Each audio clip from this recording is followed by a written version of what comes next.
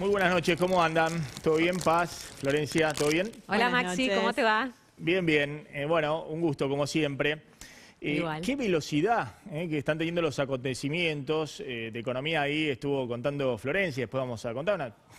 Está pidiendo la hora el gobierno, ¿no? Está contrarreloj vendiendo dólares fuertemente el Banco Central para llegar al martes. ¿El martes es el 14?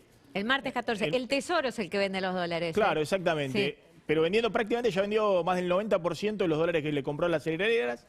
Y le queda ahí para mañana, por suerte el viernes es feriado, lunes y bueno, y el martes a la espera del anuncio. Pero también un ritmo muy vertiginoso con la política, ¿no? Lo que ha pasado en las últimas horas con Spert y cómo la Cámara le dijo al juez, ¿no? Le dio la llave casi de la casa de Spert, le dice, bueno, allanen, investiguen. Evidentemente le soltaron la mano a todos, ¿no? Inclusive el propio gobierno.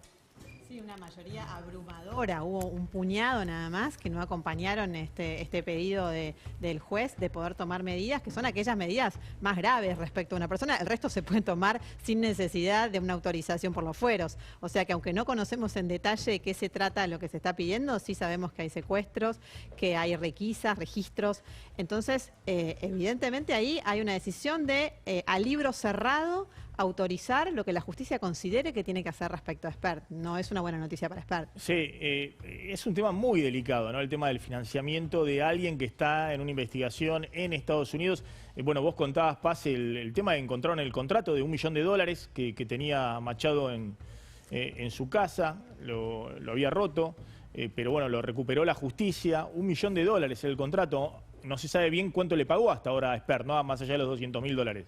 No, lo que sabemos es lo que él admitió después de que surgieran las pruebas que en Estados Unidos que muestran que esa transferencia se hizo, que son $200.000. Pero lo cierto es que el contrato firmado por él 2 semanas antes de presentarse como candidato a presidente en 2019, hablaba de $1 millón. Y Muy el primer fuerte. pago era en el momento mismo de esa firma. O sea, si no lo cobró, no sé, deberá explicar por qué y cómo, porque la verdad es que ahí lo que dice es que el 7 de junio, y estamos viendo la fecha, que es el día que se firma ese contrato, él tenía que haber cobrado el primer pago, que eran $100.000. Sí.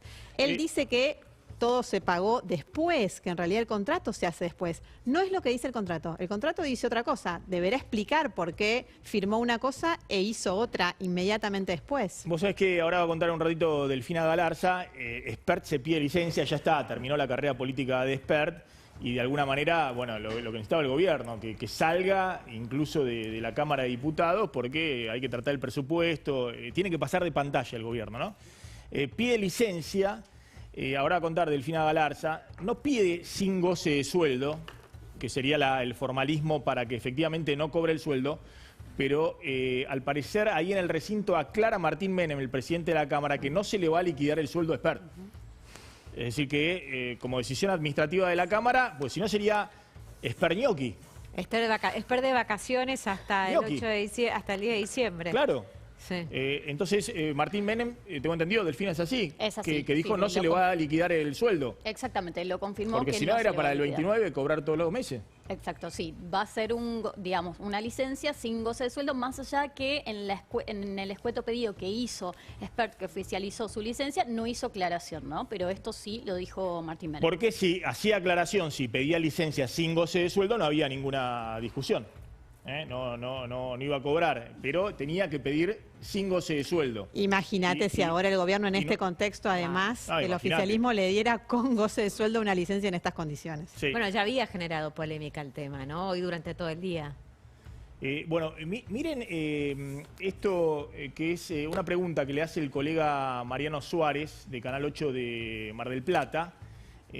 Ayer, justamente a Milei con Santilli al lado haciendo campaña, cuando le preguntan justamente por Spert y por Machado al presidente. El presidente hoy dio una entrevista a Fred Machado, después la Corte ratificó la extradición a los Estados Unidos y usted instruyó a Cancillería. Instruí a Cancillería y también estuve involucrado en Jefatura de Gabinete, digamos, para extraditarlo. Así el compromiso nuestro es con la honestidad. ¿Y están ya conformes con las explicaciones que dio Esper o sienten que todavía falta aclarar algo más? Digo, Esper ya no está en la lista, es un tema terminado. O sea, ¿qué necesitas? ¿Operar para eso? No, le pregunto. No sé, te pregunto. Digo, porque ¿está en la lista ya? No, pero sí. Bueno, listo, entonces listo, ya está. Digamos, Esper se dio las explicaciones, yo di las explicaciones. ¿Y a vos qué te parece? Digo, ¿querés discutir el asesinato de Kennedy? Nosotros no fuimos. Santilli miraba, el colega Mariano Suárez, un colega muy equilibrado, muy cuidadoso del 8 de Mar del Plata. Y el presidente se enojó porque le estaban preguntando algo que era obviamente el tema del día, que era Esper y Machado. El presidente está convencido de que el primero en la lista ahora es Santilli, pero la justicia dice otra cosa, a no ser que la hagan renunciar a Karen Reinhardt.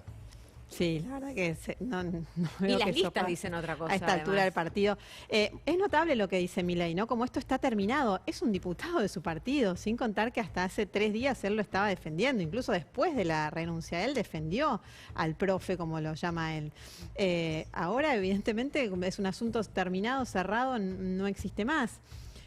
No sé si le va a alcanzar esta defensa para separarse. Y efectivamente, Santilli, a quien presentan como el uno, Santilli dijo que a él no le importaba estar en el lugar que estuviera, pero que lo presentan como el primer candidato, es el segundo, porque así lo dispuso el juez Alejo Ramos Padilla, y esto es apelable ante la Cámara, sin ninguna duda. Si se apela, la Cámara va a tratar el tema, porque además incluye una declaración de inconstitucionalidad de la paridad de género. Entonces, eso se debería tratar. Ahora, el problema son los tiempos. Porque Perdón, ¿y la boleta? Y en la boleta por eso, por si ahora... lo que buscas es que esté en la boleta, ya no te dan los tiempos. La boleta que sigue es muy Esper. difícil. ¿Esper va a estar el 26 de octubre en la boleta en la provincia de Buenos Aires? Todo indica que sí, La foto es Expert Karen, por ahora, ¿no? Sí. O sea, y eso va a estar, supuestamente. Y bueno, salvo que se disponga a lo contrario, pero la verdad que después de la audiencia de hoy es muy difícil pensar que la justicia vaya a aceptar volver a imprimir las boletas, que además tiene un enorme costo, pero sobre todo pone en riesgo por los tiempos que se llegue a hacer la elección. Porque a diferencia de lo que pasaba antes cuando cada partido tenía su boleta, vos pedías que te dieran la posibilidad de reimprimir tus boletas, te lo pagabas vos, y en definitiva no te estabas llevando la boleta de todos, era la tuya, si después no llegaba a ser un problema, pero en este caso además es la boleta de todos. Decían, esto se tiene que decidir, como en una reunión de consorcio tienen que estar todos de acuerdo. Bueno, está claro que eso no va a pasar, entonces es muy difícil que el gobierno logre lo que está pretendiendo. 3 opciones, me dicen 3 opciones de qué. 3 opciones. Este se elige tu propia aventura, a ver cuál va más. A ver. Por ahora es la primera, que es la de la izquierda de su pantalla, señora y señor. ¿No? Esa es la que va a estar. Ya están impresas todas las boletas, además. Claro, que es la de la izquierda. De nuevo. Sí. Y si no, será la de la derecha, porque el gobierno no. Y Karen Reinhardt, en todo caso, si la justicia no lo autoriza, no sé, el gobierno le pedirá que dé un paso al costado para que sea Santilli, ¿no? Supongo, ¿o no? ¿Harán ese cálculo? ¿Valdrá la pena eso? No lo sé, pero bueno, la campaña la van a hacer con Santilli, como lo veían recién al presidente. Yo creo de todas maneras que hay algo positivo, que el presidente por lo menos dice, esto está terminado, pero ya no hay ninguna defensa de Esper. Y lo que hoy se vio en la Cámara, solo con 3 abstenciones, con el bloque de la Libertad Avanza votando a favor de que avance la justicia en la investigación de Esper, significa que el gobierno entiende lo que está sucediendo, de que ya no valen las amistades personales ni esto, sino que la justicia va a avanzar con el aval también de la Libertad Avanza. Sí, porque tiene 40 diputados la Libertad Avanza. Cuanto antes, le queda muy poco tiempo. No hubo nadie en contra. Me parece que esto es una señal, ¿no? Creo que ahí también, Maxi, en el Congreso empieza a haber, o hay un movimiento que por un lado se negocia con el gobierno, pero por el otro, en el caso Expert particular, ahí es algo no negociable, que incluso aliados tradicionales del gobierno le dijeron al gobierno, en esta no acompañamos, no solo por las pruebas, sino porque la realidad es que Expert tampoco es una persona querida dentro del Congreso, ¿no? Sí, totalmente. Flor, gracias. Paz, gracias a Buen las programa. dos. Un gusto, como siempre. Muy buenas noches a todos, bienvenidos a Hora 23. Ya nos metemos de lleno, creo que es el tema político, que es cómo reposiciona el gobierno después de que en las últimas 72 horas haya cambiado totalmente lo que era el panorama político en la principal provincia, en el principal distrito donde se juega gran parte de la elección del 26 de octubre, ¿no? Espert afuera del Congreso y el gobierno tratando de tejer algún tipo de acuerdo, aunque sea por debajo de la mesa en el Congreso, para no recibir todos los goles en contra. Un ratito Delfina Galarza y también Claudio Jacqueline van a contar qué pasó con tal vez la ley que más preocupa al gobierno, que es la de reglamentación de los DNU, que hoy fue aprobada, pero con un cambio, lo cual hace que vuelva a la Cámara de Senadores y de alguna manera estire los tiempos, que es lo que necesita el gobierno urgentemente, no solamente en medio de la campaña electoral, sino a ver si puede llegar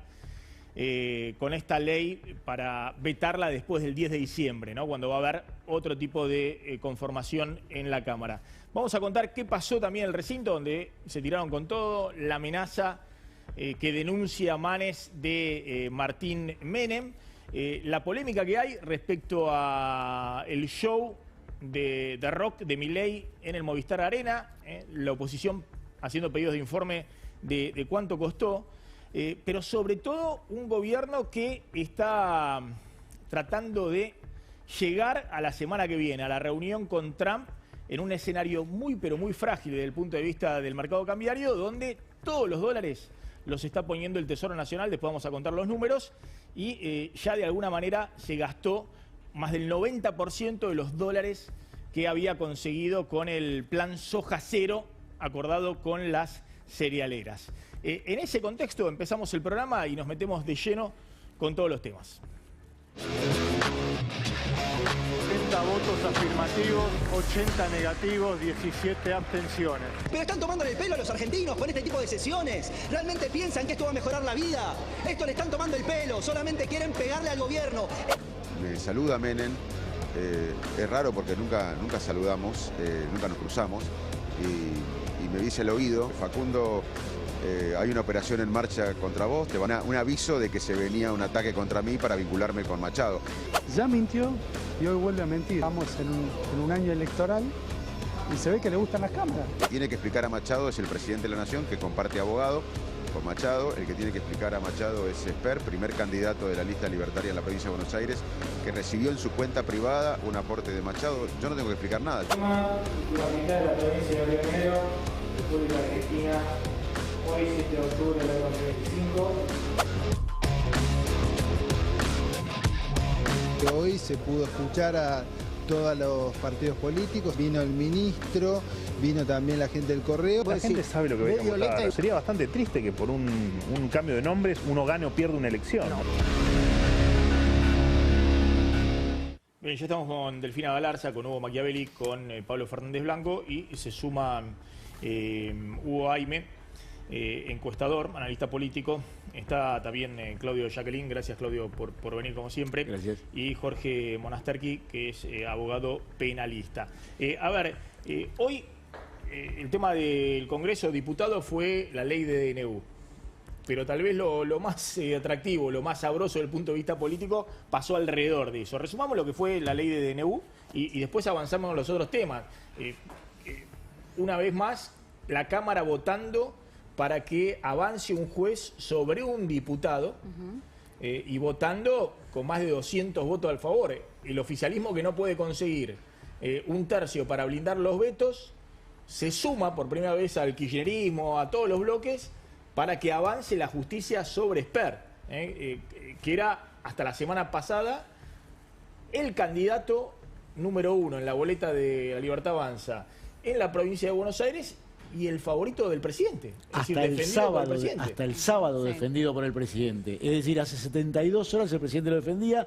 Ayer el presidente dice: se terminó el caso Espert, y por eso hoy todo el bloque oficialista vota. Ahora, ¿cuál es el problema? Que hoy, hasta esta hora, la boleta sigue teniendo la cara de Espert. Por eso es la preocupación del gobierno, porque lo que quiere es cerrar un caso que es un escándalo en el que el propio presidente es el que lo llevó hasta la última instancia. Ahora vos fíjate el pragmatismo, esto nunca mejor dicho que la Argentina pasás de la gloria de voto directamente, sin escala. Por eso la hasta el viernes de la noche el presidente lo defendía y ahora todos se corrieron, inclusive el presidente. Lo que pasa es que es una sucesión de casos en el que el presidente le suelta la mano de manera abrupta a muchos de sus colaboradores. Si no, miremos el caso de Pose, quien fue su jefe de gabinete, el hombre que él trajo para organizarle la campaña y quien dijo era su amigo de más de 20 años. Y lo liquidó sin contemplaciones. Ahora, Dorni dijo, se votan las ideas, no los nombres. Ya hay una narrativa puesta a propósito de esto, que no se sabe cómo va a terminar, ¿no? ¿Con qué boleta vamos a votar? Todavía es incierto esto. Entonces, bueno, es la discusión si va a ser Karen Reinshardt la cabeza de lista, si será finalmente Santilli y si se cambiará la boleta. Por eso... Igual a esta hora me parece mucho más importante para el gobierno que le permitan cambiar, reimprimir la boleta antes que poner a Santilli primero y a Karen Reinshardt segundo por el diseño propio de la boleta. Porque es indiferente. Porque vos tenés a los dos uno al lado del otro. Ahora, la cara de Espert hoy desafortunadamente es piantavoto. Hablaba hoy con gente del peronismo, están realmente del peronismo de la provincia de Buenos Aires está celebrando. Sobre todo porque Espert está casi a punto de perder los fueros. En la práctica, lo que ocurrió hoy, que todavía no toma dimensión. Es una manera de pérdida de fueros virtual. Porque habilitar a la justicia a que avance y allane su casa, claramente es una pérdida virtual de fueros. Totalmente. Y esto es, y lo que dice Pablo es clave, la boleta da igual porque si en definitiva les permiten reimprimirla, esté uno primero o segundo da igual. Ahora, el problema es que si habilitan ¿Y se algo va a reimprimir así, o no? Bueno, hasta acá todo indica, yo toda la información que tengo respecto de lo que viene de La Plata es no hay disposición porque, entre otras cosas, lo que dijo Ramos Padilla es yo quiero que haya consenso de todos los partidos. No existe eso y por lo tanto eso no ocurriría. Y este es el problema porque además hay un tema que es central. ¿Ustedes creen que las candidaturas que hoy tenemos en la Nación son las mismas que hubieran estado si se hubieran puesto las listas a cerrar después de la elección de la provincia de Buenos Aires? Está claro que no. Entonces, ¿qué dicen los demás partidos?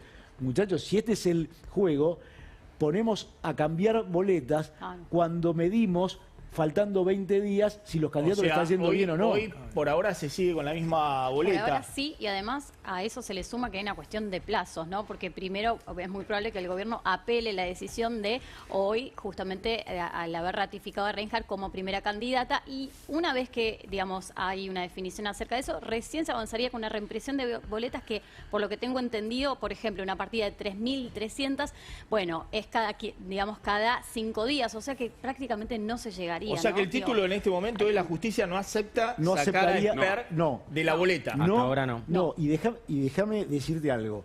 La decisión de sacarlo a Espert de la boleta o correrlo es una decisión que estaba tomada hace un mes, que el presidente se negó porque querían e indagaron en la justicia si podían poner 3 fotos, porque querían la foto de Santilli porque Espert era un mal candidato para el gobierno. Claro. Esto alimentó la sospecha de que parte de esta generación de instalación de esto salió de sectores del gobierno. Ahora mostramos lo del pedido de licencia de Espert y también cuando la Cámara vota con más de 200 votos para que lo investigue la justicia. Ahora, imagínense, si hay más de 200 diputados, incluidos los de la Libertad Avanza, que voten para que lo investigue la justicia, obviamente nadie quiere poner la mano en el fuego por Espert. Sobre todo cuando en tope de las encuestas está la corrupción. Y la justicia lo obliga al gobierno y el narcotráfico a ponerlo a Espert, arriba en la boleta. ¿Tiene un impacto eso, Hugo? No, que el gobierno se obligó. El gobierno mintió. Espert mintió, porque el presidente sabía perfectamente. ¿O vamos a creer que el presidente no sabía lo de Espert? Imposible. Ahora, si el presidente no sabía lo de Espert, estamos en problemas. Pero perdón, ¿qué cosa no sabía? ¿No sabía que había cobrado? Lo sabía Patricia Burlich. Lo sabía el gobierno le avisó al presidente. Bueno, el presidente tiene de abogado y tuvo de candidato a vicegobernador. Entonces, al mismo abogado que... Yo quiero aclarar que por ahora, al menos nosotros no tenemos información que acredite que Milei sabía que Espert había cobrado. Pero lo sabía todo el gobierno menos el presidente, con lo cual estamos en problemas con un presidente que no tiene información que tiene el gabinete. Perdón, yo periodísticamente tendría que decirte que no tengo ninguna corroboración. Yo estoy de acuerdo. Estoy de acuerdo. Vos hablas de otro lugar, digo para que quede recontra claro, ¿no? No, pero el presidente dijo, Esper cobró, pero por su trabajo privado no tenía que ver con estaba la... imputado Machado. No, exactamente. Sí. Lo que pasa es que ahora el contrato aparece que es durante la campaña el electoral. 7 de junio, no posterior a la campaña. El 7 de junio de 2019. Pero bueno, más allá de eso. Y aparte, perdón. Pero el problema que vos tenés es, tenés doble el problema, porque tenés un presidente del cual se duda la palabra, porque Desper mintió, eso está claro. Pero el presidente lo salió a rebancar a muerte, dijo es una operación kirchnerista, cuando era claro que no era una operación. ¿Se fue una denuncia del kirchnerismo? Era una operación que se basaba en la verdad. Sobre un dato cierto. Y el presidente decidió... Una operación quirúrgica, lanzada justo donde ya estaban... Pero operaron con la verdad, con documentación verdadera. Mi punto de vista, con la experiencia que yo estoy teniendo cuando entrego las boletas. Yo no creo que Esper o no esperen la boleta cambie, porque yo creo que la gente te busca. Bueno, eso es lo que te preguntaba. Mirá, te lo planteo al revés. En provincias donde los candidatos de la Libertad Avanza los conoce el 3%, por ahí tienen 20, 25 puntos de voto porque están en la boleta de la Libertad Avanza, ¿entendés? Entonces yo no creo, el que está decidido a votar por el candidato de Milei... No cambia mucho lo de No le va a cambiar. A ver, no sé si tenemos el momento donde vota la Cámara, pero es una votación muy contundente. El voto de 215 diputados a favor de que la justicia investigue a Esper. Sí, solo 3 abstenciones. Acá vemos cuando el momento de la votación, a ver, hubo muy pocos reparos en relación a esto y que tuvo que ver, en un primer momento hubo una propuesta que tenía que ver con avanzar con una sesión en secreto, ¿no? Porque justamente lo que algunos diputados, Maxi, reclamaban y exigían era conocer las medidas de prueba que está pidiendo justamente el juez a cargo, ¿no? Bueno, finalmente, aún así, coincidieron absolutamente todos los bloques en, bueno, avanzar con... digamos, facilitarle a la justicia, bueno, que pueda avanzar con las medidas. Ahí está la faja policial en el despacho de Esper, no sé si eso es de rigor. Doctor, ¿qué puede pasar ahora con Esper en la justicia? Agrego cuando ahora sí no tiene ningún tipo de banca política. Se corrieron todos, empezando por el presidente, frente al pedido de un juez. Cuando no hay un diputado de la Libertad Avanza que diga, no, che, pero miren, acá hay que hacer algo distinto. Es que peor, los que votaron en contra, la mano. Los que votaron en contra son los que se separaron de la Libertad Avanza. Esto es lo más curioso. Lo dejaron solo frente a la justicia. Y la justicia, cuando lo dejan solo sin respaldo político, avanza. Suele pasar. A ver, esto es una causa penal incipiente. Lo que conocemos hoy como el pedido que le hizo el juzgado por el tema de los fueros a la Cámara de Diputados para hacer unas medidas que todos nos hacen intuir los que algo caminamos esta profesión, que será allanamiento, secuestro de documentación, es una medida que no puede hacer por su calidad de diputado, el juez. Porque si no, si la llegaría a hacer, después vendría aparejada una nulidad, es decir, que no sería válido. Entonces, para evitar eso, le pide esa habilitación al cuerpo. Lo que se va a discutir, acá lo que se denunció es un hecho.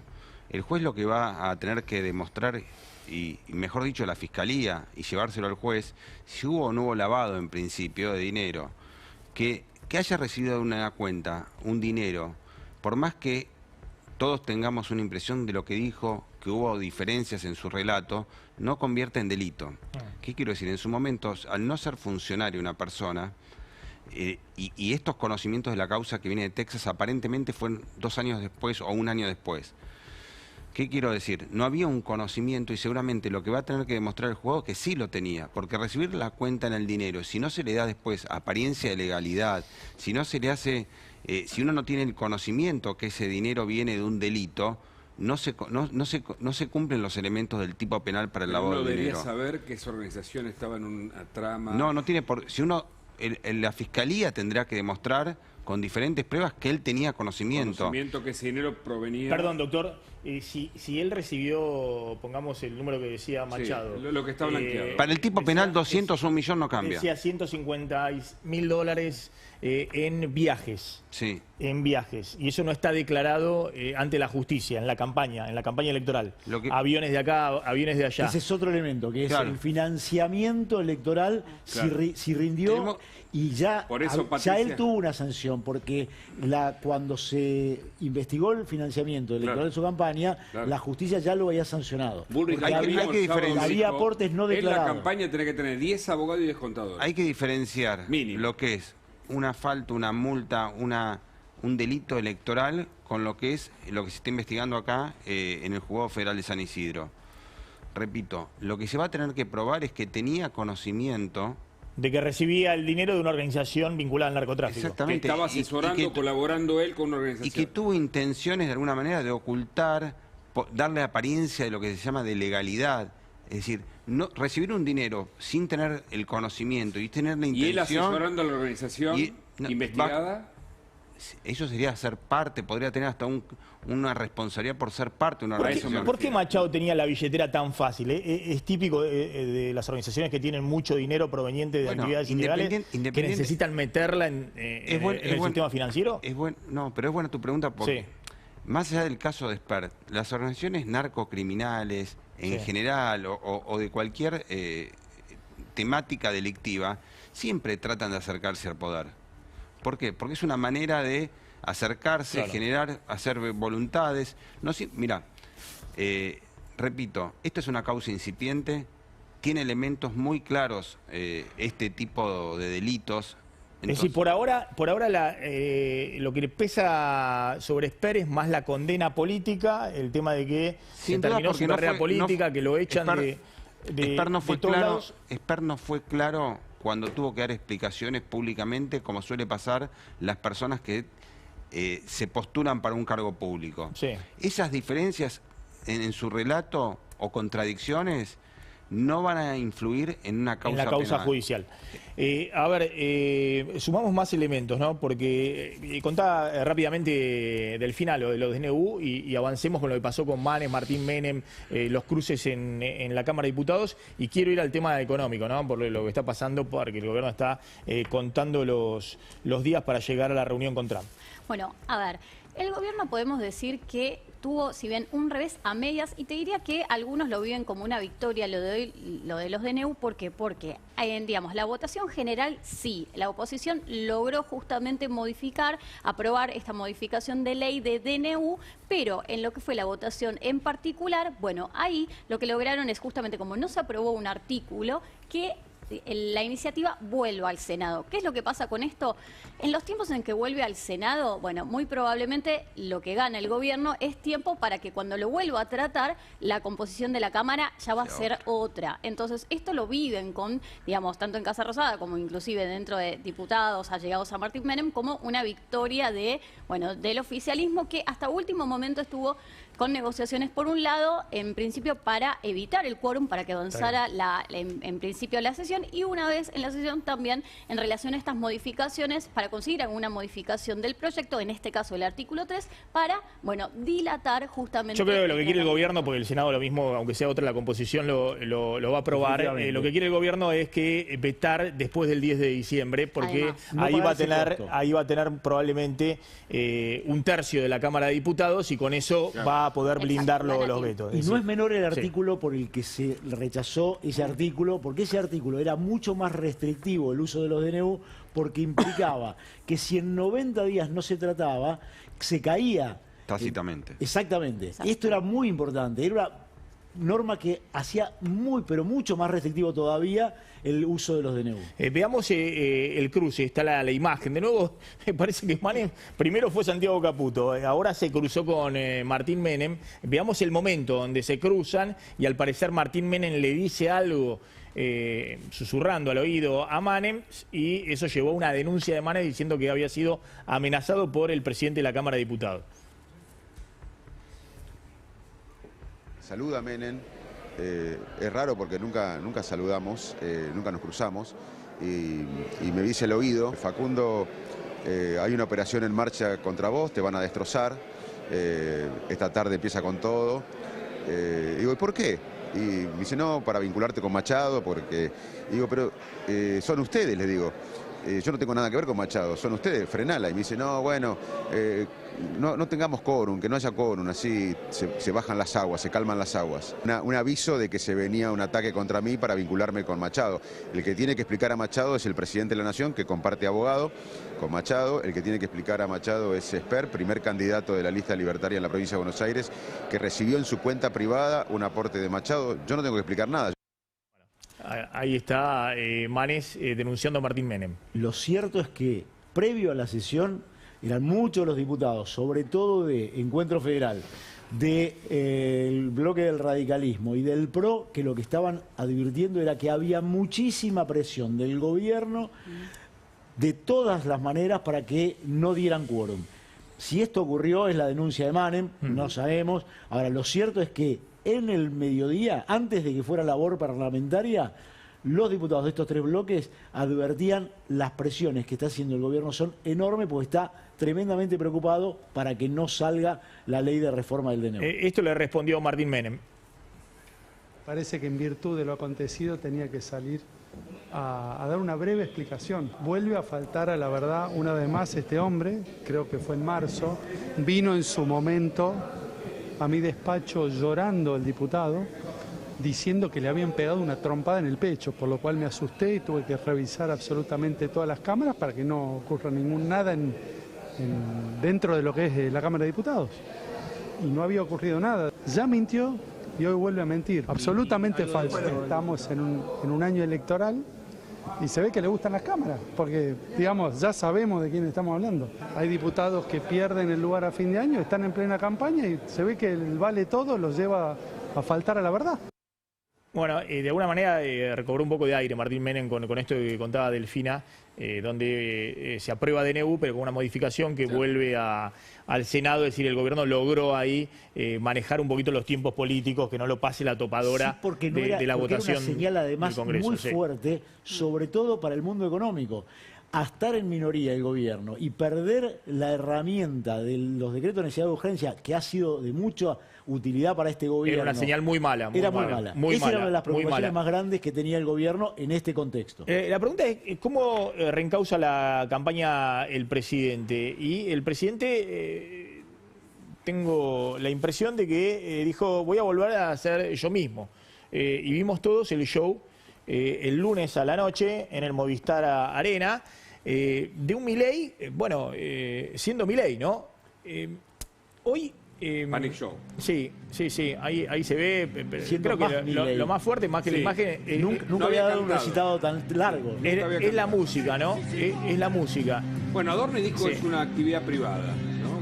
Porque Majul le preguntó hace un ratito acá mismo sobre eso. Bueno, la pregunta es, ahora vamos a ver toda la repercusión que hubo en Estados Unidos respecto a esto, porque Trump está presionado porque todos creen que ya le dio los 20.000 millones de dólares a la Argentina y dicen, pero escúchame, y lo ven al presidente festejando y dicen, pero bueno, ¿qué está festejando? ¿Los 20.000 millones de dólares? ¿Qué está festejando?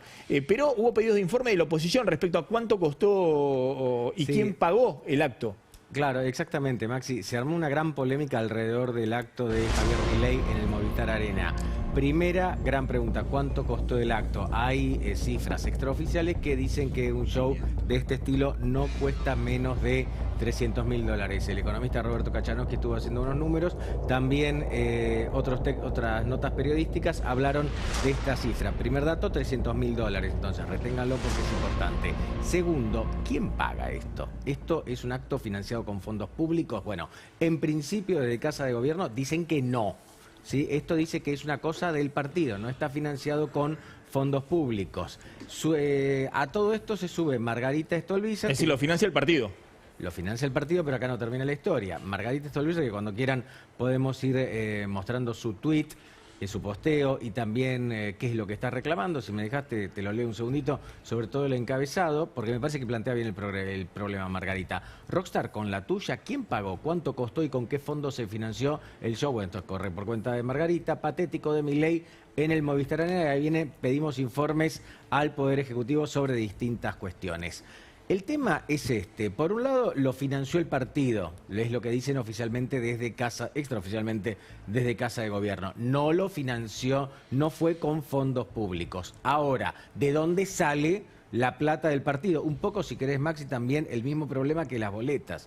Porque Milei va a empezar a sufrir cada vez más cuestionamientos por conflictos de interés, porque el partido mueve mucho dinero y nosotros sabemos muy bien que el financiamiento de la política no es de lo más claro y cristalino que hay en este país. Con lo cual, hay un pedido de Margarita Stolbizer, se van a sumar otros pedidos. El cuestionamiento es, de cuál es el origen del dinero, si es fondo público. Perdón, no. ¿el costo cómo se hace? El costo ese. ¿Quién lo calcula? Que mencionan, sí. Se estima cuánto cuesta alquilar el lugar, cuánto cuestan los equipos. Hay varios trabajos periodísticos hoy que indagaron en eso. Alquilar el lugar tiene un determinado costo y toda la puesta en escena también. No es barato, no digo que se vaya a fundir la Libertad Avanza por esto, pero no es barato. También es cierto que hay una pregunta acerca de quién financia algunas cosas de Milei. Bien, ahí está Adorni diciendo que no le costó un peso a los argentinos. ¿Era necesario el acto del Movistar Arena? No, ¿ustedes son conscientes de que pudo haber generado entusiasmo en la propia Pero no tropa? era una cuestión de si era o no era necesario. Fue un espectáculo privado pagado por la editorial que le editó el último Hojas libro, del Sur, pero que también le va a editar una especie de compendio de los libros de él, de obras que él ha escrito, de los 13 libros que él ha escrito a lo largo de su carrera académica. Y en pos de eso hizo una presentación a la altura de eso. Y es un acto privado organizado por una empresa privada donde no le costó un solo peso a los argentinos y donde además tuvo una parte donde no solo era del show del rockstar, digamos, que así lo titularon, sino que era también una cuestión de explicar por qué el libro se llamaba como se llamaba, por qué los capítulos tenían los nombres que tenían. Estaba tratando de explicar. Esto, es decir, Milei volviendo a ser Milei mismo, ¿no? Algunos dicen, corre el eje de las denuncias de corrupción y vuelve al eje, che, mirá el loco Milei, ¿no? Sí. Que es el que lo llevó a la presidencia. Sí. El que se anima a todo, a hacer lo que otros no se animan, ¿no? El que ocupa el centro del escena. Por eso lo votaron. Por eso lo votaron. Político, ¿no? Sí, igual da la Yo creo que él va a buscar, lo va a buscar a los jóvenes, su base electoral, que la está perdiendo, y punto. Y genera una bronca brutal en el resto. En el resto. Va para el 30%, para garantizarse el 30% y sobre eso lo que tenga para arriba. Esa es la historia. ¿Y hay datos de octubre a esta altura, Hugo? Hay datos, pero lo que pasa es que vos tendrías que tener provincia por provincia para hacer una simulación nacional. Yo te digo, octubre tiene muchos problemas. A ver. Porque primero vos tendrías que tener, para hacer una proyección, decir, no sé, ¿cuándo saca el gobierno? 40, 30, 20, no importa. Vos tenías que decir, Mendoza tanto, Tucumán tanto, 24, 1, 2.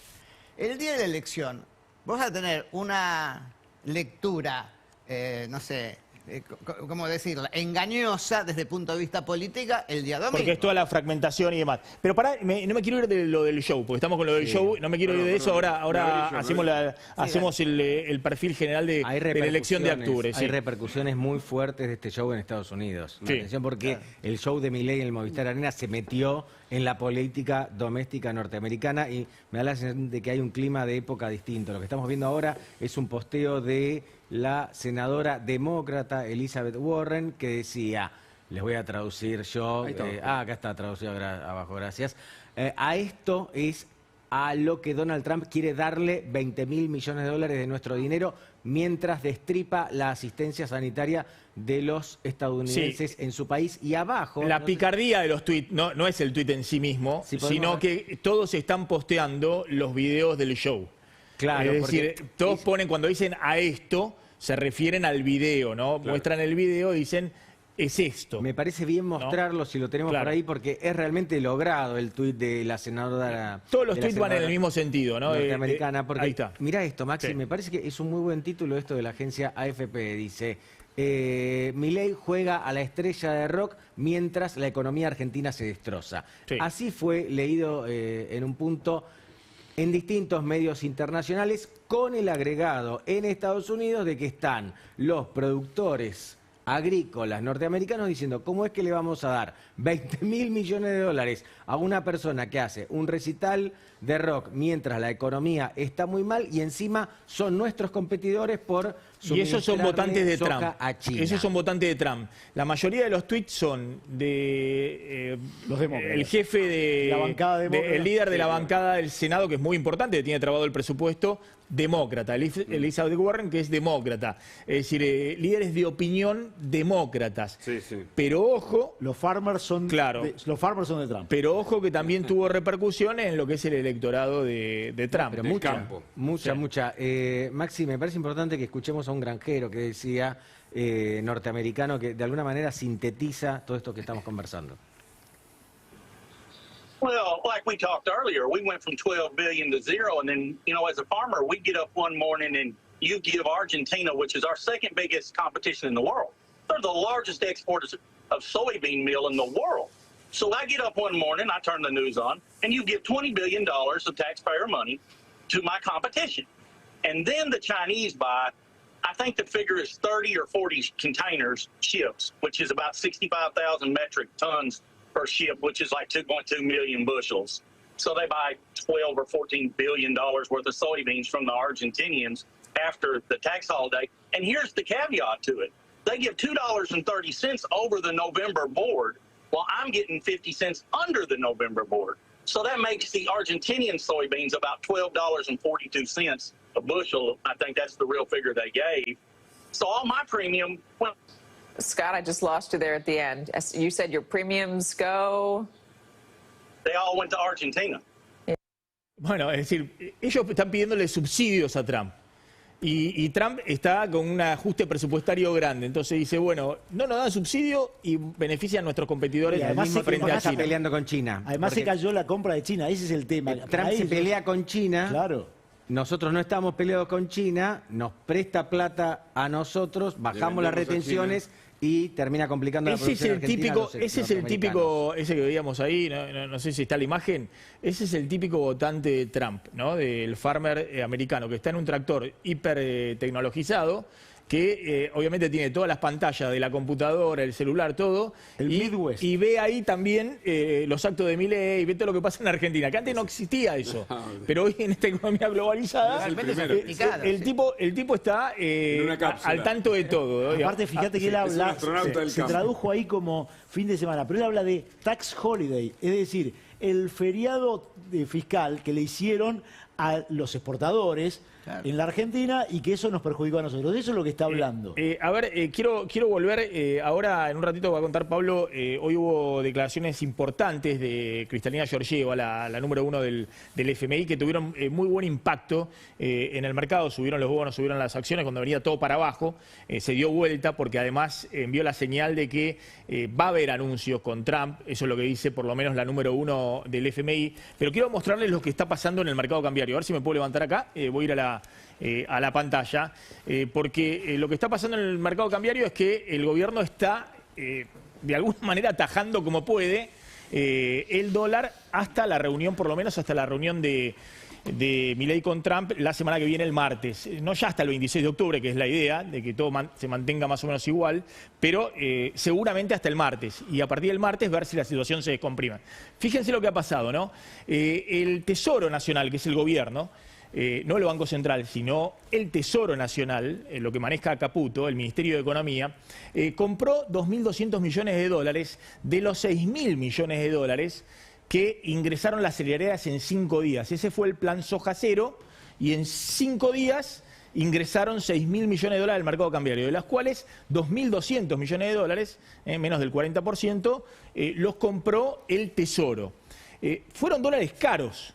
Para el gobierno fueron dólares muy caros porque compró 2.200 millones de dólares, pero para que ingresen las cerealeras ese financiamiento, esos dólares que lo iban a ingresar de acá a marzo, abril del año próximo, para que adelanten esos dólares, incluso sin haber vendido la soja, bueno, resignó el cobro de retenciones a las exportaciones. En el caso de la soja, 26%. Cobró 0 para todo ese tipo de exportación. Y tuvo un costo de unos 1.500 millones de dólares de menor recaudación, que no va a tener el fisco.